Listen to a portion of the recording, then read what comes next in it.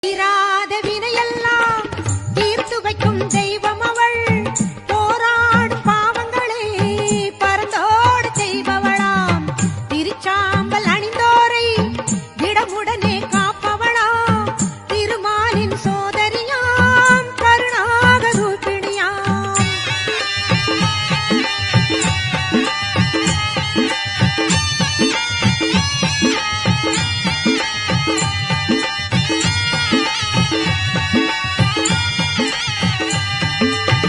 எங்கும் நிறைந்தவளாம் ஏகாந்த ரூபிணியாம். எங்கும் நிறைந்தவளாம் ஏகாந்த ரூபிணியாம். மங்களமாய் வாழ்வழிக்கும் மணிகண்டன்